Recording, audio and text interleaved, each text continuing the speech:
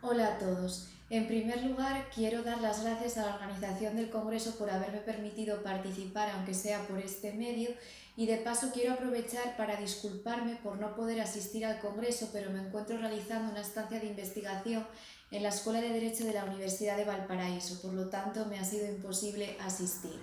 Ya sin más dilación, como me imagino que el tiempo apremia, comienzo con mi exposición.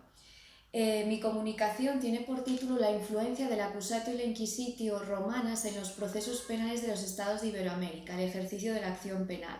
Para abordar el tema voy a comenzar con una pequeña introducción, después hablaré del accusatio y la inquisitio en el proceso penal romano, después explicaré cómo llegaron los procesos de corte inquisitivo a Iberoamérica, para después hablar de la reforma procesal penal que tuvo lugar en el siglo XX en los estados iberoamericanos y cómo pasaron de un sistema inquisitivo a otro de tipo acusatorio. Después explicaré el ejercicio de la acción penal para concluir con una valoración final. Bien, en este trabajo intento poner de manifiesto la influencia de las instituciones romanas en los procesos penales iberoamericanos porque considero que la adecuada comprensión de un sistema penal está intrínsecamente relacionado con el sistema político en el que han surgido, el momento histórico en el que se han desarrollado y también los factores sociales que lo han envuelto. Las instituciones romanas estuvieron primero vigentes en Europa y más tarde en Iberoamérica como resultado de la colonización. Por lo tanto, la discusión acerca de la conveniencia de instaurar un sistema de tipo inquisitivo o de tipo acusatorio estuvo presente en los dos continentes. En ambos continentes hubo un largo periodo de tiempo en los que rigió el sistema de tipo inquisitivo, pero finalmente llegaron a la determinación de que el sistema mixto era el sistema más acorde con un Estado de Derecho que garantizase el respeto a los derechos humanos. Aunque en esta cuestión hay consenso, hay otras cuestiones procesales en las que todos los estados no adoptan la misma solución. Me refiero en concreto al ejercicio de la acción penal. Si bien con carácter general la mayoría de los estados confieren el ejercicio de la acción penal y la persecución de los delitos públicos al Ministerio Público, y en algunos casos hasta le confieren el monopolio de este ejercicio o se permite la intervención de la víctima, hay algunos delitos considerados de carácter supraindividual en los que algunos estados confieren una intervención civis ex populo, como en la República Romana. Por lo que respecta al accusatio y la inquisitio en los procesos penales romanos, he de decir que el derecho romano nos muestra un ejemplo de las transformaciones del enjuiciamiento penal debido al largo tiempo en el que se extendió y a los diferentes sistemas políticos que se sucedieron, pues las instituciones procesales están intrínsecamente relacionados con los diferentes sistemas políticos bajo los que estuvo Roma, que fueron la monarquía, la república y el imperio. En cuanto al enjuiciamiento de los delitos públicos en la época de la monarquía, del principio no se tienen casi vestigios. Del final sí que se instituye que era el rey o en su caso los magistrados los que decidían, tomaban la decisión en el enjuiciamiento, antes llevando a cabo una investigación previa denominada cognitio, por lo que se reunía en una misma persona la función de acusar y de decidir. Nos encontramos ante un procedimiento claramente inquisitivo, pero aún así en la República se reconocía un derecho llamado provocatio ad populum, que era el derecho de todos los ciudadanos romanos varones de recurrir la decisión del rey o del magistrado ante una asamblea popular para evitar sus efectos perniciosos. Con la instauración de la República, un nuevo sistema político supone también la implantación de un nuevo sistema de enjuiciamiento penal. El nuevo procedimiento penal se llama las cuestiones perpetuae. Este se caracteriza porque permite la intervención civis ex populo, pues se concebía el delito como un ilícito que lesionaba a la colectividad en su conjunto y por lo tanto todos los miembros de la comunidad podían acusar y perseguir el delito. Además, la persecución penal siempre la llevaba a cabo una persona ajena al órgano jurisdiccional. El órgano jurisdiccional estaba constituido por un tribunal popular que era un mero árbitro en el procedimiento. La instrucción la llevaba a cabo el actor, que era el encargado de reunir las pruebas necesarias para demostrar la culpabilidad del acusado, y el debate era oral, público y contradictorio. Con la llegada del imperio y el cambio de la soberanía de los ciudadanos al emperador, también se modifica de nuevo el procedimiento penal. Este pasa a denominarse cognitio extra ordinem. Esta nomenclatura refleja dos características de este procedimiento. En primer lugar, que renace de nuevo la cognitio, por lo tanto estamos otra vez ante una omnipotencia procesal reuniendo bajo una misma persona las funciones esenciales del procedimiento, acusar y decidir. Y luego, extra ordinem hacía referencia a que este procedimiento en un inicio nació como excepción para suplir la inactividad y las complejidades del sistema acusatorio de la República, es decir, de las cuestiones perpetuales. No obstante, terminó siendo el procedimiento que se aplicaba con carácter general.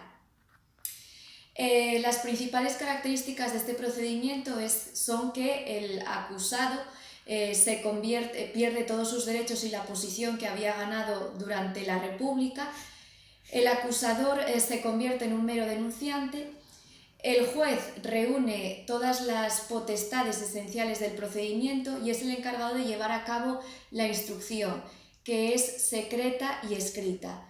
Esta es la principal herencia del derecho romano, fue conservada por la Iglesia y por las universidades europeas y más tarde acogida por el derecho continental europeo.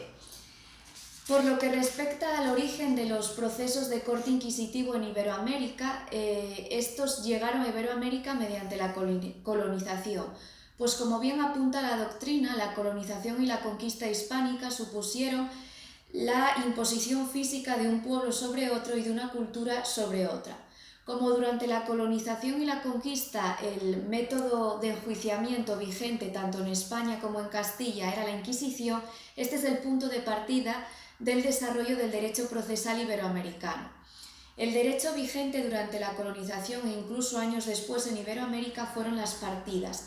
Las partidas es el texto legal que introduce en España el derecho canónico romano y el método inquisitivo, inspirado en el principio de concentración de poder en una misma persona de las facultades o de las potestades de juzgar y decidir. La finalidad esencial de la persecución penal pública en el método inquisitivo era la búsqueda o la averiguación de la verdad histórica o material. Aunque la independencia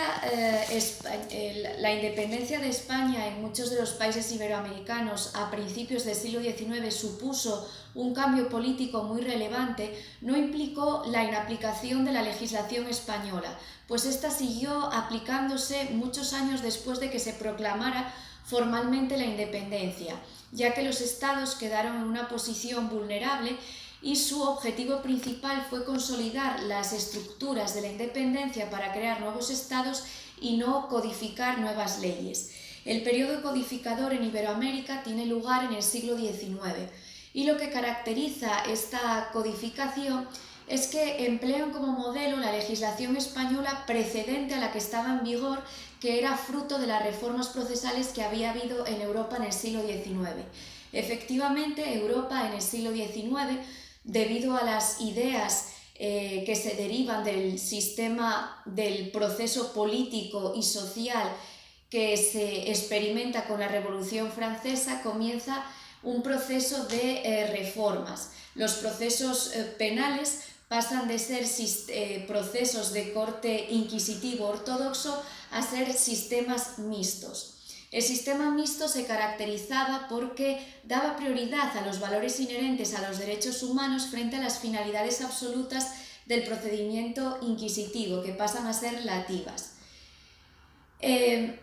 Aunque los fundadores de los estados de Iberoamérica compartían estas ideas de corte liberal, las mismas no tienen reflejo en las nuevas leyes, pues se usaron como modelo la ley de enjuiciamiento criminal precedente a la que estaba en vigor en España en aquel tiempo de 1882 y en muchos casos incluso utilizaron las partidas. Bien, en la década de los 80 del siglo XX, Iberoamérica se adentra en un periodo de reformas que guarda cierta relación con las reformas que experimentó el derecho procesal europeo en el siglo XIX. Dos fueron los factores que ayudaron o que impulsaron este periodo de reforma. De un lado, la inaugural democratización institucional de muchos estados de Iberoamérica en la década de los 80 del siglo XX, tras un largo periodo de inestabilidad política debido a la fluctuación entre gobiernos democráticos débiles y dictaduras militares, y por otro lado también ayudó a este periodo de reformas la suscripción y ratificación por muchos de los estados de Iberoamérica de normas internacionales como el Convenio de Derechos Humanos, la Convención, el Pacto Internacional de Derechos Políticos y Civiles, y así como la Convención Interamericana de Derechos y Deberes del Hombre. El esfuerzo más profundo de reforma fue llevado a cabo en la provincia de Córdoba. El Código Procesal Penal de la provincia de Córdoba fue el primer receptor del derecho europeo continental.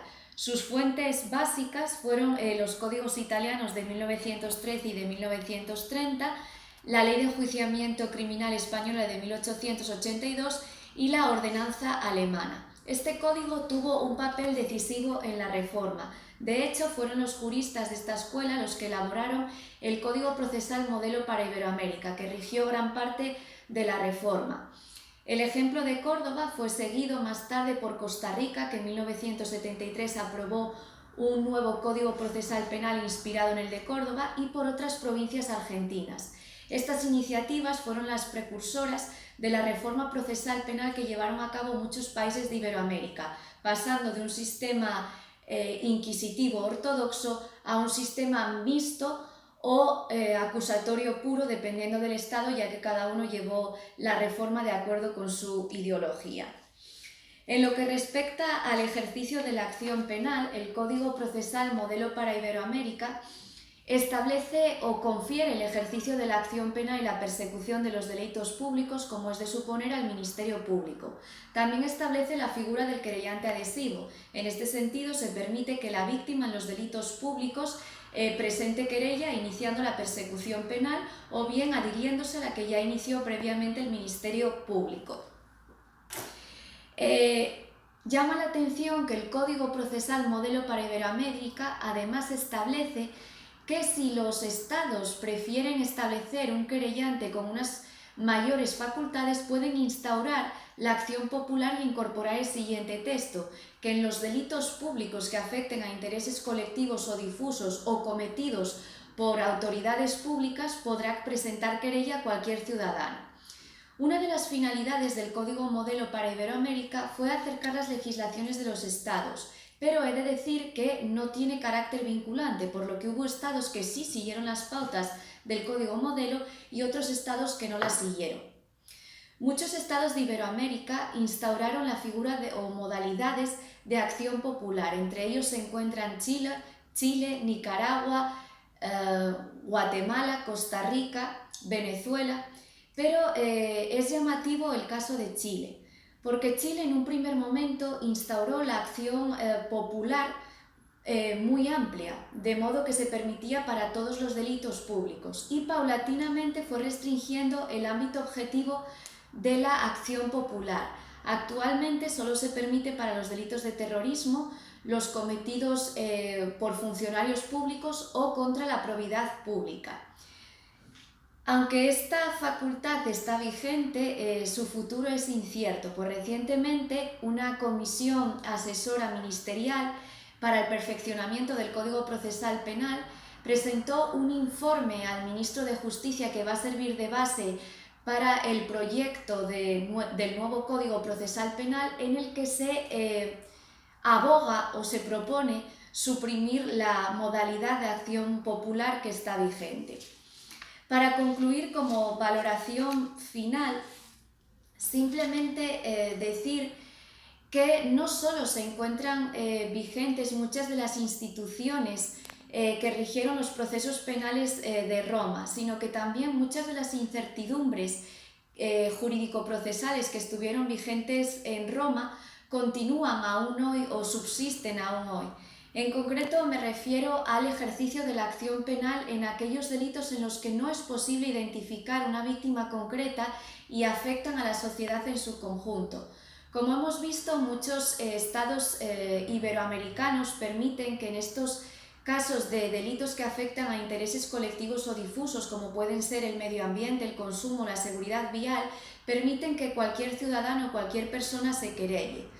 No obstante, hemos visto que en Chile ya se está proponiendo la supresión de esta modalidad, como ocurrió en el Imperio Romano.